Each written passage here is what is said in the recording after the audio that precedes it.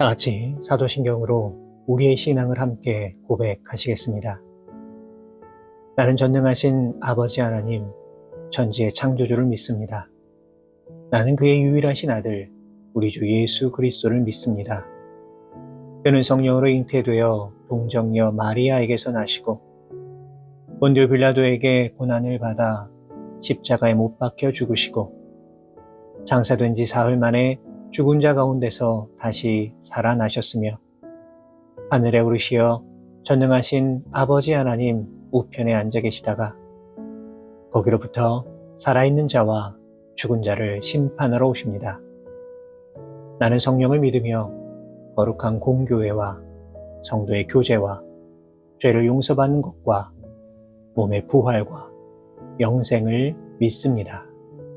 아멘.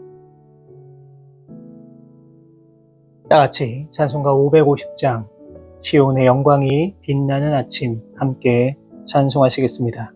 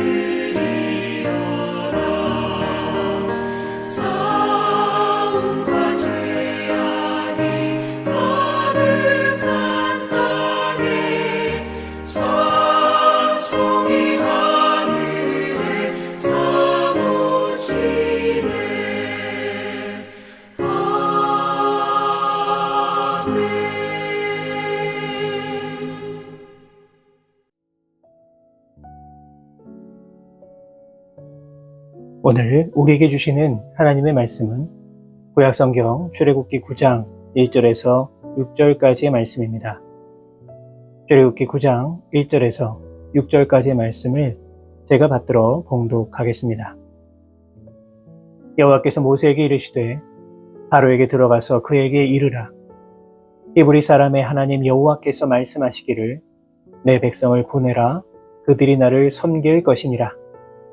내가 만일 보내기를 거절하고 억지로 잡아두면 여호와의 손이 들에 있는 내 가축 곧 말과 나귀와 낙타와 소와 양에게 더하리니 심한 돌림병이 있을 것이며 여호와가 이스라엘의 가축과 애굽의 가축을 구별하리니 이스라엘 자손에게 속한 것은 하나도 죽지 아니하리라 하셨다 하라 하시고 여호와께서 기한을 정하여 이르시되 여호와가 내일 이 땅에서 이 일을 행하리라 하시더니 이튿날에 여호와께서 이 일을 행하시니 애굽의 모든 가축은 죽었으나 이스라엘 자손의 가축은 하나도 죽지 아니한지라. 아멘. 이 본문의 말씀에는 애굽에 내려진 10가지 재앙 중에서 5번째 재앙인 돌림병에 대한 내용이 기록이 되어 있습니다. 오늘 보면 1절의 말씀을 보시면 하나님께서는 모세에게 바로에게 들어가서 내 백성을 보내라는 당신의 명령을 전하도록 명령하고 계십니다.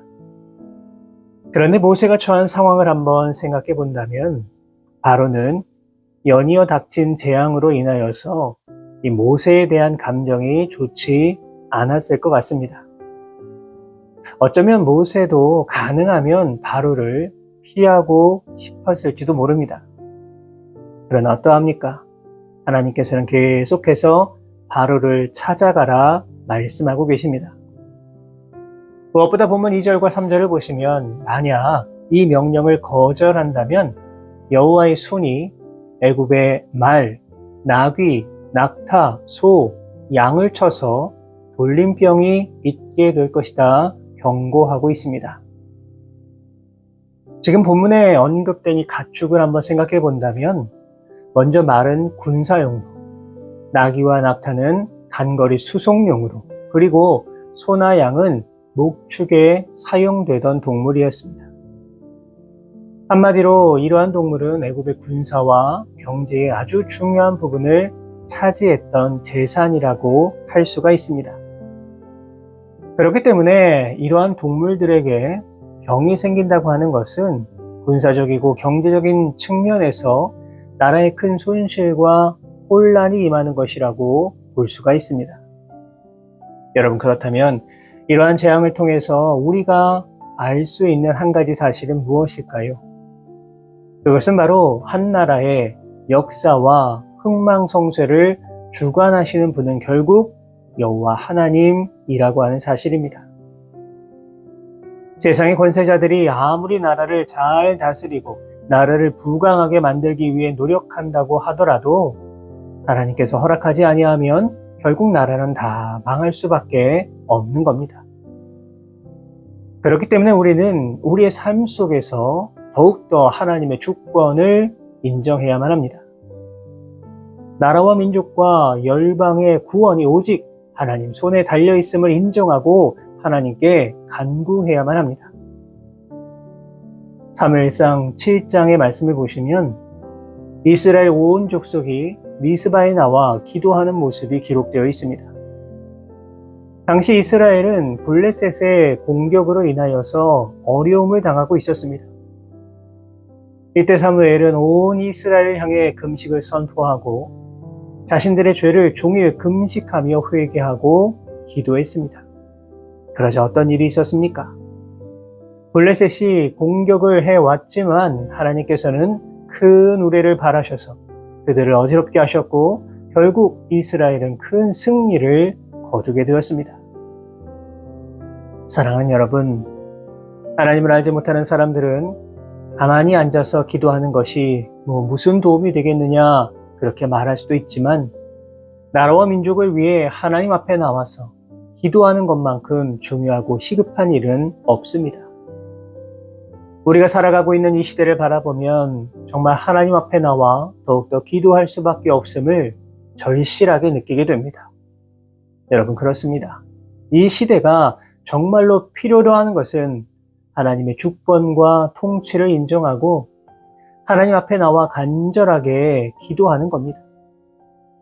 나라와 민족의 운명은 정치가들이나 세상의 권세자들의 손에 달려있는 것이 결코 아닙니다. 오늘도 이 사실을 기억하셔서 하나님 앞에 나와 나라와 민족과 열방을 위하여 간절한 마음으로 기도하심으로 말미암아 하나님의 놀라운 뜻이 이루어지는 놀라운 통치의 역사를 맛보며 살아가시는 우리 모든 성도 여러분 되시기를 주님의 이름으로 부탁을 드립니다. 특별히 본문 4절의 말씀을 통해 하나님께서는 당신의 백성을 진심으로 보호하신다고 하는 사실을 다시 한번 느끼게 됩니다. 4절의 말씀입니다. 여호와가 이스라엘의 가축과 애굽의 가축을 구별하리니 이스라엘 자손에게 속한 것은 하나도 죽지 아니하리라 하셨다 하라 하시고. 여러분, 사실 이 전염병이라고 하는 것은 차별이 있을 수가 없습니다. 어떤 동물은 걸리고 어떤 동물은 걸리지 않게 할 수 있는 것이 결코 아닙니다. 그런데 오늘 본문을 보시면 전염병이 창궐하여도 이스라엘 백성의 가축만큼은 구별하시겠다 말씀하고 계십니다. 무슨 의미일까요? 이 말씀은 하나님께서 자신의 백성을 구별하실 때에 그 재물에도 긍휼을 베풀어 주신다는 의미입니다. 만약 하나님께서 보호해 주시지 않았다면 애굽의 모든 가축들이 죽었을 때에 당연히 이스라엘 백성의 가축도 죽고 말았을 것입니다. 이 시간 우리가 가지고 있는 이 재물조차도 그 소유가 하나님의 것임을 여러분 다시 한번 인정하시기를 바랍니다.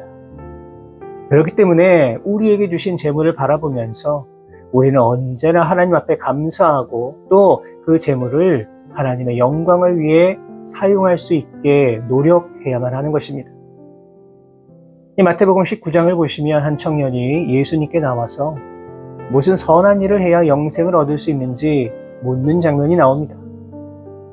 그러자 예수님께서는 율법의 여러 계명을 말씀해 주시면서 이러한 계명을 지켜야 한다라고 말씀해 주셨습니다.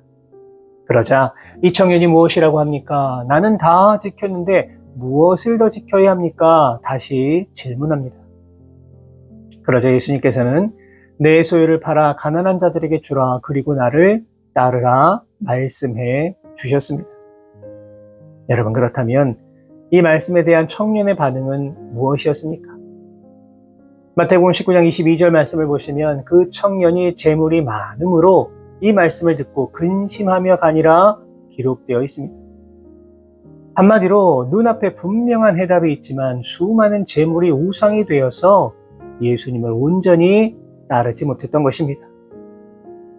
이 시간 재물의 주인은 내가 아니라 오직 여호와 하나님이심을 다시 한번 인정하실 수 있기를 바랍니다.